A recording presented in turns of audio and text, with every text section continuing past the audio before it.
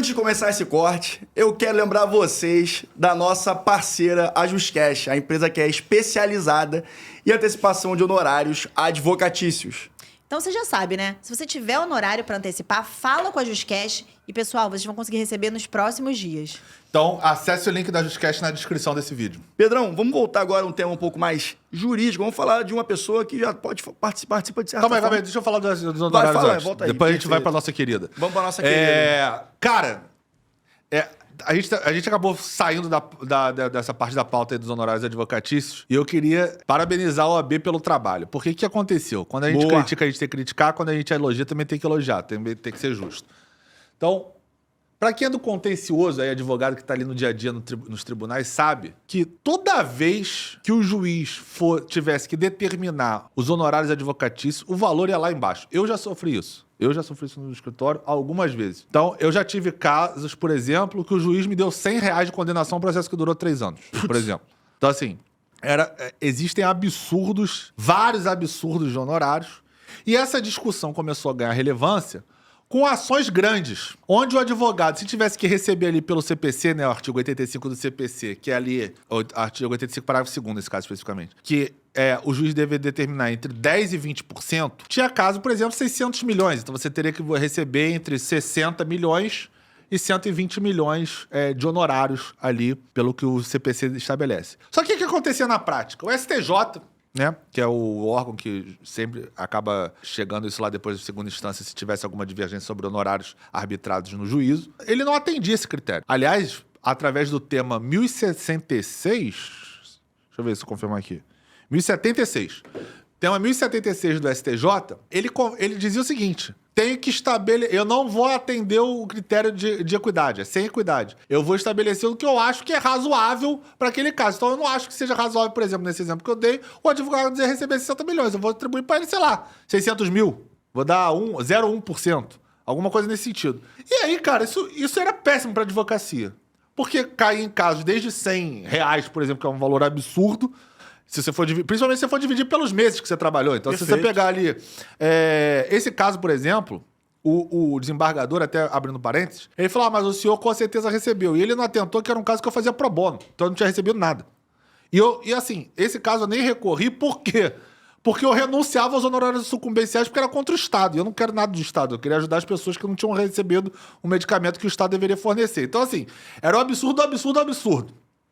Né? Esse caso, por exemplo, eu nem recorri porque eu não pegava esse dinheiro. Mas só para vocês entenderem o quão absurdo é. Porque o que acontece na prática? Eu já tive também casos onde eu não renunciava a honorários e recebia valores ridículos, tipo R$1.000. Uma ação que durou, sei lá, 2 anos, 1 ano e meio.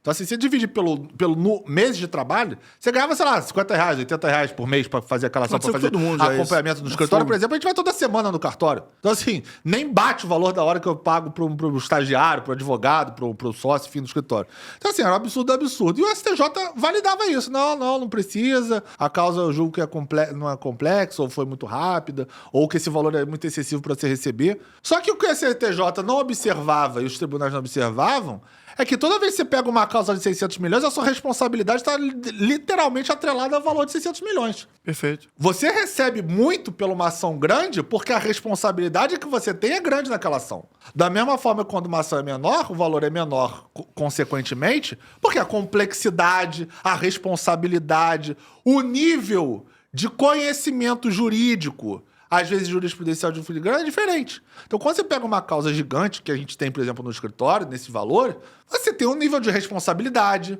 você tem um nível de visibilidade, você tem camadas jurídicas, porque você sabe que aquilo vai chegar no STJ, você sabe que aquilo vai chegar eventualmente até no STF, que você precisa observar. Então, nada mais justo do que o advogado receber proporcional ao que ele recebeu. Afinal de contas, o cliente dele vai receber aquele valor. Então, por que você não vai receber aquele valor correspondente? Se a própria lei, o Código de Processo Civil estabelece esse critério. Então, eu achava um absurdo, e continuo achando, toda vez que um juiz, um ministro do STJ, por exemplo, determinava um valor muito aquém do que o mínimo que o Código Civil estabelece. Outra vez, o Código de Processo Civil, ele estabelece um valor mínimo entre 10% e 20%. Perfeito. O 20% quase nunca é observado. O 10% às vezes nem é quando tem valores exorbitantes ou valores muito altos. Então eu sempre fui contra isso. Acho que o trabalho da advocacia tem que ser valorizado. A OAB tem um papel importantíssima e fundamental nesse pilar. E agora, através do recurso extraordinário, ela conseguiu fazer com que o STF, através do tema 1079? 76, não foi? Mentira. 1255 do STF. 276 1255 do STF ter determinado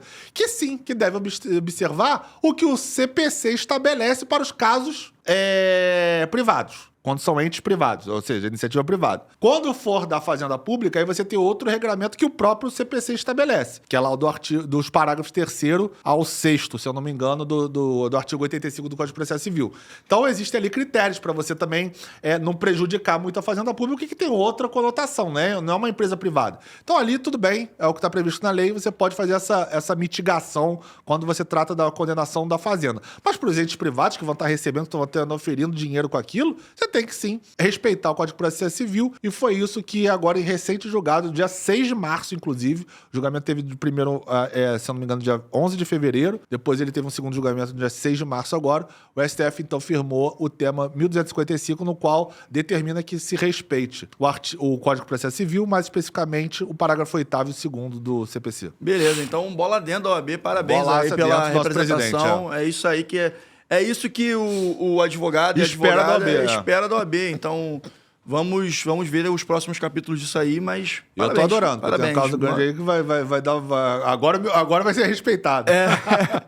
Então, beleza. Excelente notícia. Vamos pra cima e vamos acompanhando também Vamos os próximos acompanhando episódios. e monitorando vocês dos andamentos na prática, né? Exatamente. E aí, falando em próximos episódios,